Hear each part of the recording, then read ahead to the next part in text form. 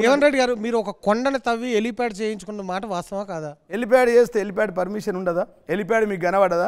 మన ఆర్టీవీ సోదరులు అక్కడ విలేకరులు లేరా? మన టీవీ ఛానళ్ళు పనిచేస్తలేవా? హెలిప్యాడ్ ఉంటే హెలిప్యాడ్ని వేయచ్చు కదా. హెలిప్యాడ్ ఉంటే హెలిప్యాడ్ వేయచ్చు, భూములు ఉంటే భూములు వేయచ్చు. నాకేం భూములు ఉన్నాయో నేను అఫిడవిట్లో పెట్టానండి. ప్రసాద్ గారు నాకు చూడండి రాకేష్ రెడ్డి గారు, నా ల్యాండ్ సిద్దులగుట్టపైకి రోడ్డు నిర్మాణం ఎవరిది? సిద్దులగుట్ట 20 కోట్ల రూపాయలు పెట్టి దేవుడు శివుడిది 7 సంవత్సరాలు హెలిప్యాడ్ కోసం వినండి. ఎక్కడుందండి? ఏం మాట్లాడతారండి? ఏం మాట్లాడతారు?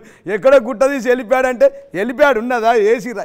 ఈ సిద్దులగుట్ట కోసం 7 సంవత్సరాలు ఒక్క పొద్దులుండి మందు మాంసం అన్నం మానేసి 20 కోట్ల రూపాయలతో ఘాట్ రోడ్ వేయించిన ఇలా ఆయన నడుస్తున్న రోడ్లు నావి. దేవుడి దగ్గరికి వెళ్ళాలంటే ఆ దేవుడు దగ్గరికి వేయించిన ఘాట్ రోడ్ నాది. స్వాతంత్రం వచ్చినప్పుడు నడవడానికి కూడా లేకుండా దానికి రోడ్డు కాళ్ళపైన తంతెల పైన స్టెప్స్ పైన ఎక్కే సిద్దులగుట్టకు శివుడి కోసం నేను ఒక్క పొద్దుండి మందు తాగకుండా అన్నం తినకుండా నేను ధ్యానం చేసి ఆ దేవుడి కోసం నేను నిర్మాణం చేస్తే దాన్ని బట్టి వెళ్ళిపోయాడంటే మీకు దండం వానికో దండం.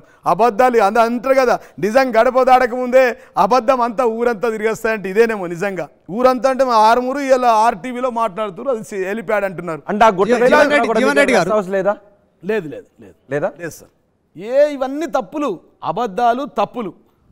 మరిన్ని వీడియోస్ కోసం ఛానల్ ని సబ్స్క్రైబ్ చేయండి. లేటెస్ట్ అప్డేట్స్ కోసం వాట్సాప్ ఛానల్ ని ఫాలో చేయండి. అండ్ లింక్ డిస్క్రిప్షన్ లో ఉంది.